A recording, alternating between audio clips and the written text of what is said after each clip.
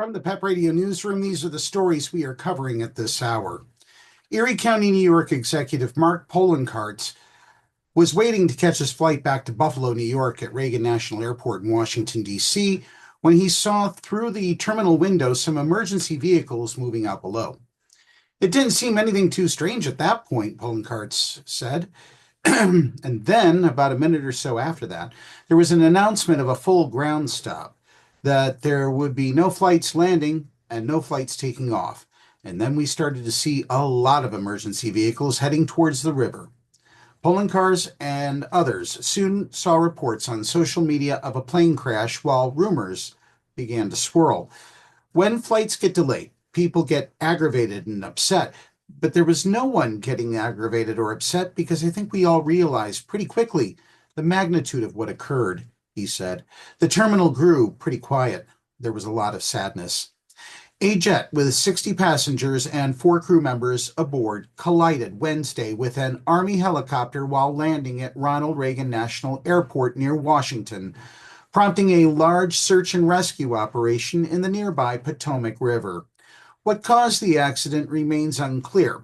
The Federal Aviation Administration said the mid-air collision occurred around 9 p.m. Eastern Time when a regional jet that had departed from Wichita, Kansas, collided with a military Black Hawk helicopter, which was on a training mission while on approach to an airport runway. All takeoffs and landings from the airport were halted while helicopters from law enforcement agencies across the region flew over the scene. Inflatable rescue boats were launched into the Potomac River, and first responders set up light towers from the shore to illuminate the area.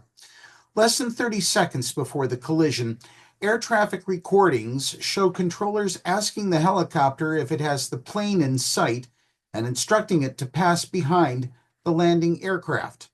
A crew member on the helicopter replies that the aircraft is in sight and requests visual separation with the incoming plane, allowing it to fly closer than may otherwise be allowed if the pilots didn't see the plane. The controllers approved the request. About 20 seconds later, a commotion can be heard on the audio portion, and seconds after that, controllers began diverting aircraft away from the disaster scene. As updates on this story come in, we will post them on the PEP radio page of the Pennsylvania Equality Project website, paequality.com.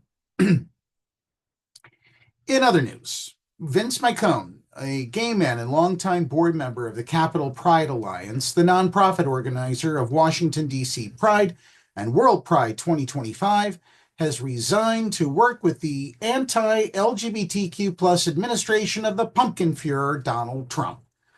One of Micone's first actions was to help Trump shut down federal diversity, equity, and inclusion programs, some of which advocate for inclusion of LGBTQ and non-white people in government programs. Micone, who has volunteered with CPA since the 1990s, served as a board member since 2010, and recently served as vice president of operations and treasurer. Recently resigned to serve as acting secretary of Trump's Department of Labor. Micone will briefly serve in the role until the Senate confirms Trump's pick for the department lead, former U.S. Representative Lori Chavez de Raymer, within the next couple of weeks, according to The Advocate. On Thursday, Micone sent an email to all Labor Department staffers announcing the closure of all DEI, diversity, equity, and inclusion, and accessibility offices in accordance with President Trump's executive orders, according to the Washington Blade. These programs divided Americans by race, wasted taxpayer dollars, and resulted in shameful discrimination, Micone's email stated, adding a threat of adverse consequences against any department employees who disguise these programs by using coded or imprecise language. Micone came into the temporary secretarial role as a member of the Federal Senior Executive Service, a group of executives who lead the federal government's civilian workforce.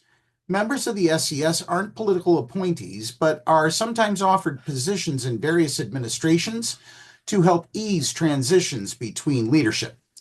Trump has been appointing SES executives to lead areas where they have no expertise in an attempt to leave the departments without proper oversight, and to force the executives to resign, the Washington Post reported.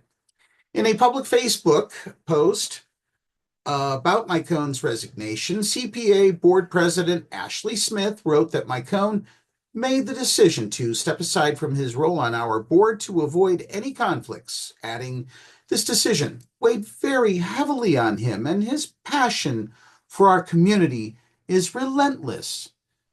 Mycone's commitment to Capitol Pride has been steadfast. I'm deeply grateful to him for his guidance, support, and commitment," Smith wrote, saying that recent reporting on his Trump administration role had been misleading. She also noted that Micone only plans on serving until the Labor Secretary's Senate confirmation is complete, as is common for SES workers who are asked to fill in. Smith also wrote that she takes seriously CPA's commitment to our LGBTQ plus community, noting how serious the threats are to the rights, safety, and dignity of marginalized communities.